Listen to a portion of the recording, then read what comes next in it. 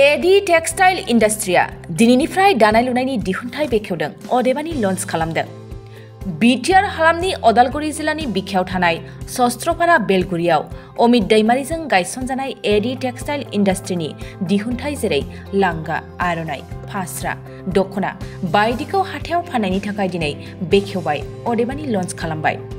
दिनै अदालगुरि सहरनि आर.बि. ब्रह्म रेस्टुरेन्टआव इन्डास्ट्रिनि बिगोमाया केक हायो आरो हिमा बसुमतारिया बेखेवना होयो। बे A.D टेक्सटाइल इन्डास्ट्रियाव आखाइजों दानाय बायदि गानग्रा जोमग्राखौ मोननो हासिगोन। लोगोसेनो फरायसालिनि इउनिफर्मबो मोननो हागोन होनना बिगोमाया फोरमायदों। सुलादनि थाखाय स्क्रिनाव होनाय जानबुं नङाव जगाजग खालामनो हागोन। जानबुं नाम्बार 9101401151 आरो 7086486476। गोबां साबायखर। नोंथाङा जि सोंथिखौ सोंदों आं मोजां मोनदों।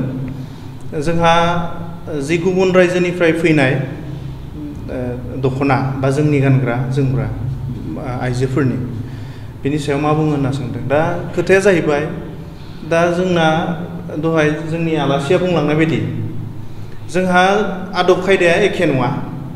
दा गोदो जोङो जथरजों सानानै जों बानायोमोन, आखाइजों दायोमोन, बे जों दाजेननाय। बेनि उनाव बिनि आपग्रेडा एसे सोरबा मेसिन बाहायबाय। खिन्थु खोथाया जाहैबाय, आं साननाया मेसिनानो जा आखायानो जा जोंनि जिथु ट्रेडिसनेल बेरखांनांगौ, बे बेरखांनांगौ जिनिसा थानो नांगौ। जोंथ' आखाइजों दानांगौ जुग जुग जोङो आखाइजोंनो दाबाय थागोन बे नङा। हमना ला दा गुजरातफोर बायदियाव सिगाङाव पावारलुम बाहायोमोन जोंनि गस्ला लंपेन्ट बा माबा माबि ड्रेस बानायनो थाखाय। दायो बिसोरो पावारलुमनिफ्राय रेपियारनिफ्राय बिसोर दायो एयारजेट, वाटार जेट बेबायदि फैबाय। बिसोर मोनसे स्टेजावनो थायाखैमोन, बिसोरबो आखाइनिफ्राय फैयै फैयै फैयै दिनै बिसोर एयारजेट, वाटार जेटआव मोनफैबाय।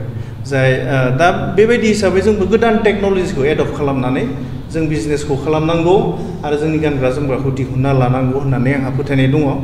बेनिफ्राय बे बन्द खालामनाय, बेन खालामनायनि खेथ्रआव गुबुन हारिफ्रा जोंनि गेजेराव फालांगि खालामनो साग्लोबनानै दङ। जोङो डाइरेक्ट बिसोरखौ फाननो मोना जोंनाव होननानै जों बाधा खालामनो हाया। खोथाया जाहैबाय, जोंनि गेजेराव जों बिजनेसमेन ओंखारनांगोन, जोंनि गेजेराव सोरबा फेक्ट्रि खालामनो ओंखारनांगोन, जोंनि गेजेराव सोरबा आखाइजों दाग्रा वेभिंफोर बानायनो मानसि ओंखारनांगोन। अट'मेटिक बाहेरनि मानसिया जोंनिफ्राय गोजान जागोन। जोंनि गेजेरावनो जोंनि गानग्रा जोमग्राखौ जोङो दानानै लानो हागोन, गाननो जोमनो हागोन। आंहा बेबायदि मोनसे फोथायनाय दङ। बेनिखाय जोंनि मानसिया बिजनेसाव फेक्ट्रिफोर सेटआप खालामनायाव गोसो होनो नांगौ। अनलि दखना दानाय नङा, बायदि बायला दङ गोबां बिजनेस। दा बेफोरखौ खालामनो हायोब्ला जोङो बिजनेस फारसेबो आवगायगोन होननानै आंहा फोथायनाय दङ।